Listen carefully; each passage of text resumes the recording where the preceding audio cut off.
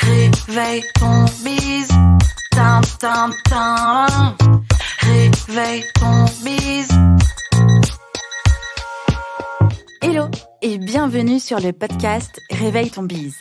Je suis Justine, mentor podcast et business.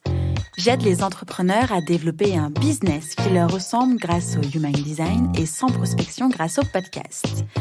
Tous les lundis à 6h, je me mets au défi de vous partager des conseils et de l'inspiration pour vous réveiller, vous et votre business. Est-ce que vous êtes prêts à attaquer cette nouvelle semaine à fond ? Moi, je le suis. C'est parti, bonne écoute. Hello, bienvenue dans ce nouvel épisode de Réveille ton bise. Je suis super en forme et j'espère que vous aussi. Le sujet du jour est un sujet qui me tient fortement à cœur. Comme tous les épisodes de ce podcast, j'en conviens, mais particulièrement le sujet du jour. Aujourd'hui, j'ai envie de vous parler des 3 signaux qui prouvent que vous subissez votre business et donc votre quotidien. Ouvrez grand vos oreilles parce que c'est un sujet fort et important. Est-ce que vous avez l'impression d'avoir perdu la flamme de l'entrepreneur et l'entrepreneuse en vous ? Que vous cherchez en vain le plaisir que peut vous procurer votre travail ? Déjà, ça, ce sont des premiers signes. Vous commencez à subir votre business. Mais rassurez-vous, ce n'est pas peine perdue et c'est aussi pour ça que j'enregistre cet épisode aujourd'hui. En vérité, vous avez besoin d'un renouveau et c'est tout à fait possible. Je vous présente ici 3 signaux qui expriment ce coup de mou, mais aussi des idées pour retrouver votre motivation et relancer votre business sereinement et efficacement. Le premier signal, c'est tout simplement, ni plus ni moins, je me sens débordée. Votre to-do s'allonge de jour en jour, même que votre journée, c'est clairement une histoire sans fin. Vous ne savez pas comment organiser tout ça et reprendre de l'air dans votre business, mais aussi dans votre vie. Votre seule envie, c'est de tout envoyer valser, tout envoyer bouler. Au moins, à ce moment-là, quand il n'y a plus rien, il n'y a plus de problème à l'horizon. Le premier conseil que je peux vous donner aujourd'hui, si vous sentez déjà ce premier signal de vous sentir débordé, c'est tout simplement de respirer. Le monde ne va pas s'arrêter de tourner si vous vous stoppez un petit moment. Tout va bien. Justement, vous pouvez en avoir besoin. D'ailleurs, vous devriez vous initier à la cohérence cardiaque pour apaiser les montées de stress et d'angoisse. Je vous laisse faire la petite recherche qui va bien sur votre moteur de recherche préféré si vous souhaitez en savoir plus sur la cohérence cardiaque. Mais au risque de me répéter, il va falloir faire un brin de ménage dans votre quotidien en commençant par 1. Cibler vos priorités. 2. Mettez en place des process et des automatisations. 3. Arrêtez immédiatement de faire des to-do à rallonge. Vous devriez avoir une seule et unique to-do list ultime et efficace qui est suffisamment intelligente pour correspondre à votre organisation et vos besoins. Qu'est-ce que vous attendez, bon Dieu de bon Dieu, pour mettre ça en place ? Non mais, le second signal est de se dire, de ressentir « je n'arrive pas à lâcher prise ». Quand vous avez une charge de travail conséquente, est-ce que vous avez du mal à lâcher prise une fois la journée terminée ?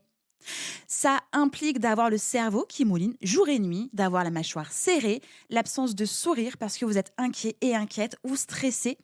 Et tout ça, mis bout à bout, c'est clairement pas bon pour vous ni pour votre entreprise. Le premier conseil, je me répète, c'est de respirer une fois de plus. La respiration est votre meilleur outil, votre seul et unique allié.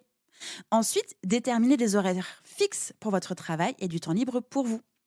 Passez du temps seul ou avec votre famille ainsi qu'avec vos amis.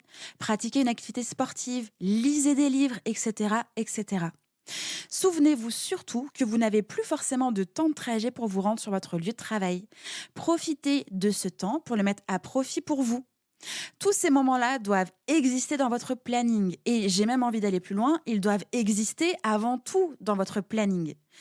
Fixez dès à présent en priorité tous ces temps-là ainsi que vos vacances, parce que vous n'allez pas prendre juste un jour ou une semaine de vacances, vos vacances dans votre planning et ensuite ajustez votre planning avec vos tâches, vos projets, vos rendez-vous professionnel. D'ailleurs, ce n'est pas en prenant du temps en dehors de votre entreprise que vous abandonnez votre business et que votre business va juste cracher.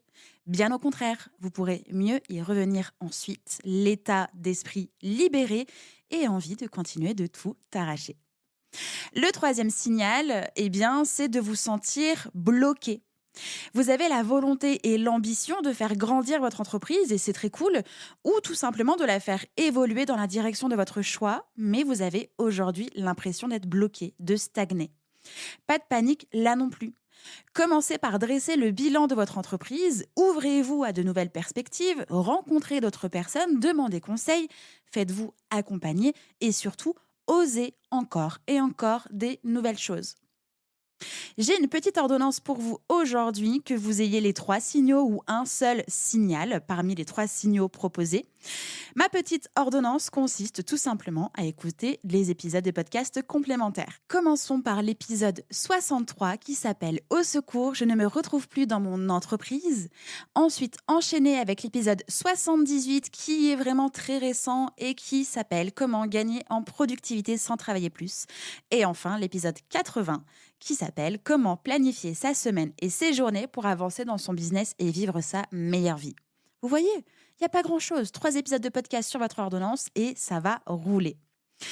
En résumé, pour vous aider à accepter ces signaux et à reprendre le contrôle sur votre entreprise et de votre entreprise, je vous propose de modifier des éléments de votre routine et d'apprendre à lâcher prise. Une fois que vous serez écouté, tout roulera comme sur des roulettes. La détermination relancée, les blocages surmontés et le plus important, l'épanouissement retrouvé.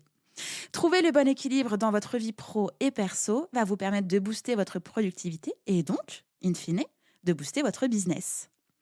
Si vous voulez reprendre le contrôle de votre business sans le crasher, j'ai un petit cadeau pour vous.